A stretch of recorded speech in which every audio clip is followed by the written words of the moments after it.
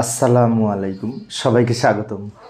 প্রিয় শিক্ষার্থী বন্ধুরা, আজকে আমি এই যে হিসাব বিজ্ঞান বিষয়ের ভুল সংশোধনী সংক্রান্ত ঢাকা বোর্ড 2021 সালে যে সৃজনশীল প্রশ্নটি এসেছিল, ও প্রশ্নটির সঠিক সমাধানের চেষ্টা করব। তো সমাধানের জন্য তোমাদের সাথে আছি আমি মোহাম্মদ সিরাজুল ইসলাম। চলো শুরু করা যাক।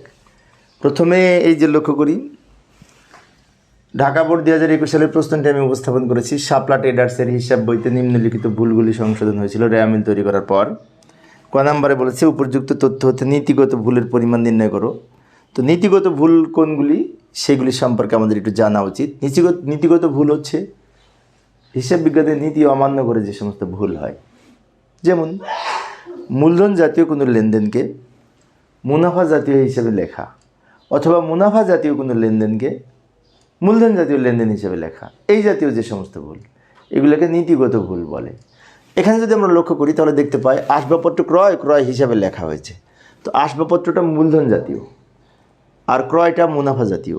তাহলে আসবাবপত্র কিনেছি, ক্রয়ের মধ্যে অন্তর্ভুক্ত রয়েছে। তার মানে কি, মূলধন জাতীয়কে মুনাফা জাতীয় ব্যয় হিসেবে লেখা হয়েছে। এটা হচ্ছে নীতিগত ভুল। আবার এখানে বলেছে যন্ত্রপাতি সংস্থাপন ব্যয় এত টাকা, যন্ত্রপাতি মেরামত খরচ হিসেবে লেখা হয়েছে।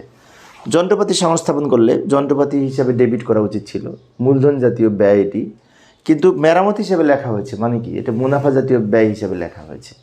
তো এই জাতীয় যে সমস্ত ভুল, সেগুলিকে নীতিগত ভুল বলে। তো আমাদের ওই দুটো লেনদেন আলাদা করে লিখে টাকার দুইটা পরিমাণ যোগ করে দেখাতে হবে। এটা হচ্ছে লেখার সমাধানের নিয়ম। আমরা এই যে নিচে করে দেখাচ্ছি, উপরে উদ্দীপকের আংশিক অংশ, উদ্দীপকের যে দুইটা অংশ এর সাথে রিলেটেড উপরে লিখে রাখলাম। এই দুটো দেখে দেখে নিচে আমরা সমাধান করব। এভাবে ছক অঙ্কন করতে পারি। বিবরণ, বিস্তারিত টাকা, পরিমাণ টাকা, ক্রমিক নম্বর দিলেও হবে, না দিলেও হবে, সমস্যা নেই। আমি দিলাম আসবাবপত্র ক্রয় হিসাবে লেখা হয়েছে, এটা লিখবো। আসবাবপত্র ক্রয় ভুলক্রমে ক্রয় হিসাবে লেখা হয়েছে। লেখার পরে টাকা লিখবো 10,000 টাকা প্রথম ঘরে। আবার এটা লিখবো যন্ত্রপাতি সংস্থাপন ব্যয় ভুলক্রমে মেরামত খরচ হিসেবে লেখা হয়েছে 3,500 টাকা। এই দুইটা যোগ করে আমি এই ঘরে লিখব। এখানে নাম দিব মোট।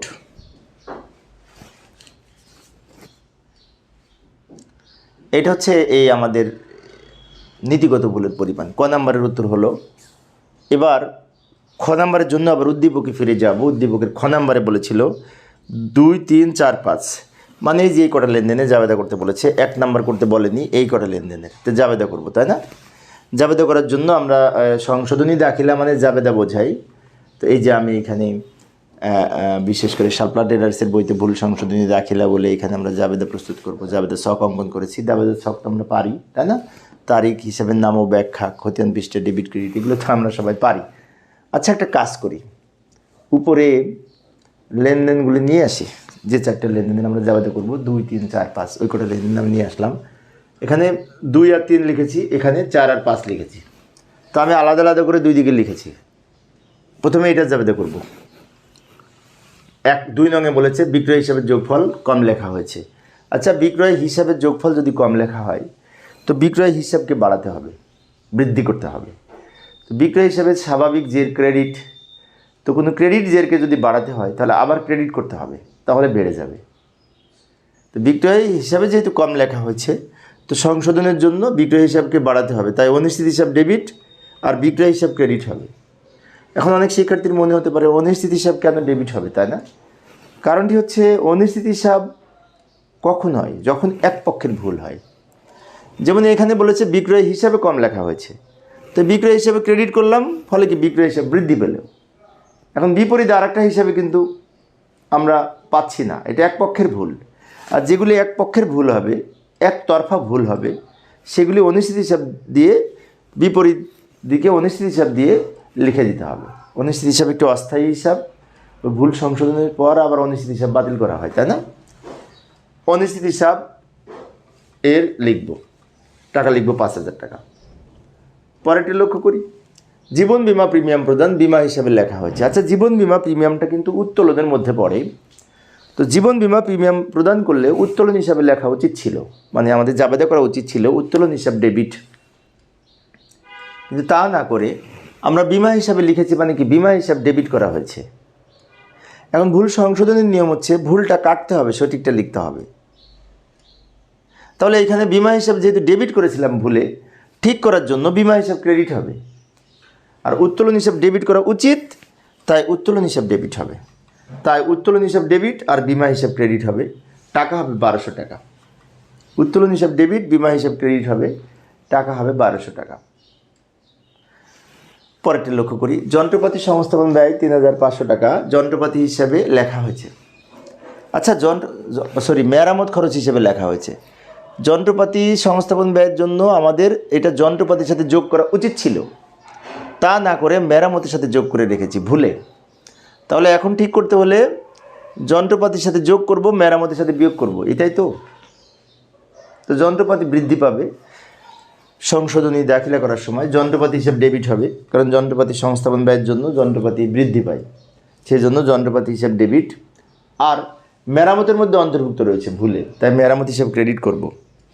টাকা লিখব এই 3500। আবার 5 নম্বরে বলেছে 6500 টাকা পুরাতন আসবাবপত্র বিক্রয়, আসবাবপত্র হিসাবে 5600 টাকা লেখা হয়েছে। মানে আমরা জাবেদা করা উচিত ছিল নগদান ডেবিটে আসবাবপত্র ক্রেডিট, জাবেদা ঠিক মতোই লিখছি, কিন্তু আসবাবপত্রের ক্রেডিট দিকে টাকা আমরা কম লিখেছি। তা ক্রেডিট দিকে যদি কম লেখা হয়, যে পরিমাণ টাকা কম লিখেছি ওইটা আবার ক্রেডিট করব। কত টাকা কম লিখেছি?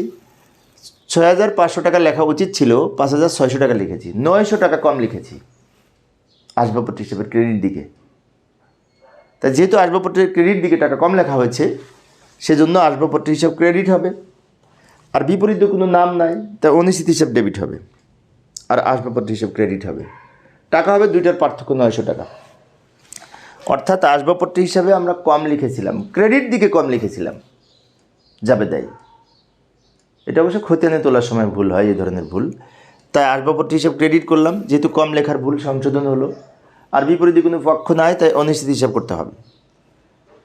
তো এই হচ্ছে আমাদের এই জাবেদা। এখন এই জাবেদা থেকে যদি অনিশ্চিত হিসাব প্রস্তুত করতে বলে, যে এখানে একটা অনিশ্চিত হিসাব আছে ডেবিট, এখানে একটা অনিশ্চিত হিসাব আছে ডেবিট, তাহলে অনিশ্চিত হিসাবের খতিয়ান খুলে অনিশ্চিত হিসাবের ডেবিট দিকে টাকা লিখব, নাম লিখবো এই ক্রেডিটের নামগুলি। খতিয়ান তো আমরা পারি, তাই না? তো যাই, গ নাম্বারে কী বলেছিল দেখি। গ নাম্বারে বলেছে অনিশ্চিত হিসাবের ক্রেডিট যে 5900 টাকা ধরে অনিশ্চিত হিসাব প্রস্তুত করো। তো এইখানে আমাদের অনিশ্চিত হিসাবের দুইটা জাবেদা দেখলাম, ওই দুইটা জাবেদা সহ এই অনিশ্চিত হিসাবের 5900 টাকা ধরে অনিশ্চিত হিসাবের খতিয়ানের ছক অঙ্কন করব। তো খতিয়ানের ছক অঙ্কন করার জন্য এই যে নিচে খতিয়ানের ছক অঙ্কন করলাম, চলমান জের ছকে তারিখ বিবরণ জাবেদা পৃষ্ঠা ডেবিট ক্রেডিট জেড ডেবিট ক্রেডিট, খতিয়ানের ছক তো আমরা অঙ্কন করতে পারি। আচ্ছা, ভালো কথা।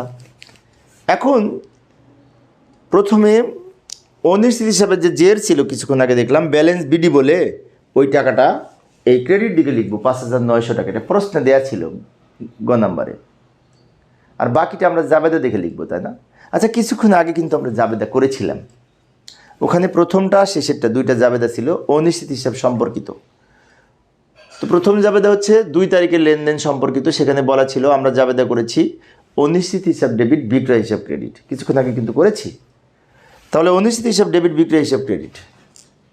এখন ওই জাবেদা থেকে যদি আমি এখানে টাকা লিখি, তাহলে জাবেদায় হচ্ছে অনিশ্চিত হিসাব ডেবিট, তার মানে কি বিক্রয় হিসাব বলে অনিশ্চিত হিসাবে ডেবিট দিকে টাকা লিখব, কারণ এটার জন্য জাবেদা হচ্ছে অনিশ্চিত হিসাব ডেবিট বিক্রয় হিসাব ক্রেডিট, কিছুক্ষণ আগে আমরা করেছি।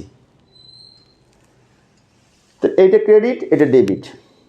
ক্রেডিট থেকে ডেবিট বিয়োগ করে 900 টাকা থাকে এবং ক্রেডিট দিক বড় হয়, তাই ক্রেডিট দিকে 900 টাকা বসবে।